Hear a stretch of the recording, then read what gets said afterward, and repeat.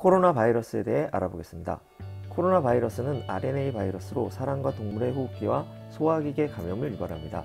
코로나라는 이름은 왕관을 의미하는 라틴어에서 유래되었고, 전자현미경으로 촬영한 코로나 바이러스의 가장자리가 왕관이나 태양의 코로나를 연상시키기 때문에 붙여진 이름이라고 합니다.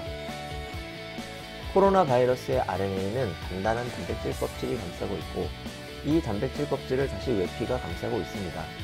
이 외피는 모든 세포의 세포막 성분인 인지질 이중층입니다.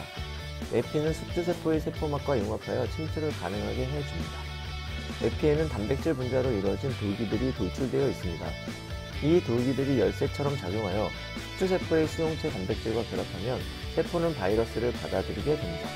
바이러스는 숙주세포의 자원을 이용하여 자신을 구성하는 물질을 대량 생산하게 되고, 각각의 부품들이 바이러스로 조립된 후 숙주세포를 뚫고 나오게 됩니다. 이렇게 바이러스가 우리 몸에 퍼지게 되면 바이러스의 활동으로 숙주세포가 죽게 되고, 감염된 세포와 바이러스를 제거하기 위해 우리 몸의 면역체계가 활성화됩니다. 면역세포의 활동을 원활하게 하기 위해 감염부위가 붓고 열이 나고 통증이 생기는 등의 증상들이 생기게 되는데, 이를 염증이라 합니다. 염증 반응은 조직에 손상을 주는 것을 감수하고 발생하는 반응입니다. 일종의 전쟁 상황이라고 할 수 있겠죠. 전쟁 상황에는 민간인도 피해를 입으니까요. 건강한 사람의 경우 바이러스들이 빠르게 제거되며 염증도 사라지고 자연 치유됩니다. 하지만 면역력이 낮거나 기저질환이 있는 경우 바이러스의 제거 속도가 증식 속도를 따라잡지 못하고 염증 반응이 장기화되면서 조직 손상이 심해지고 다른 합병증이 유발되는 등 상황이 심각해집니다. 적절한 치료를 받지 못하면 결국에는 목숨을 잃게 됩니다.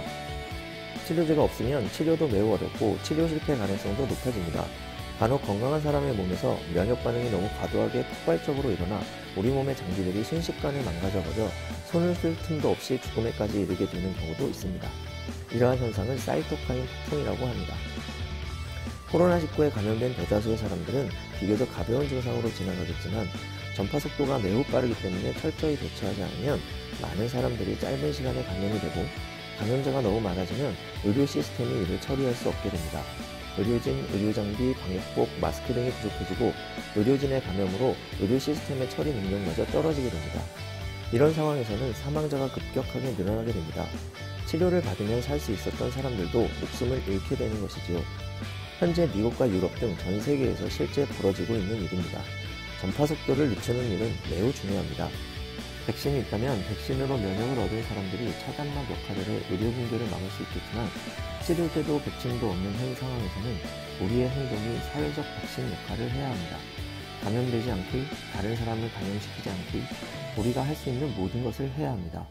첫 번째는 손 씻기. 코로나 바이러스의 외피는 지방 성분이기 때문에 비누로 쉽게 분해됩니다. 별것 아닌 듯 하지만 그 효과는 매우 큽니다. 두 번째는 사회적 거리두기. 자신만이 아닌 사랑하는 나의 가족, 나의 이웃을 지킬 수 있습니다. 현재 우리나라는 엄청난 검사 속도와 체계적 관리로 세계적 방역 모범 국가로 주목받고 있습니다. 정부와 질병관리본부, 헌신적인 의료인들, 수준 높은 국민이 이뤄낸 결과입니다. 자부심을 가져도 되지 않을까요?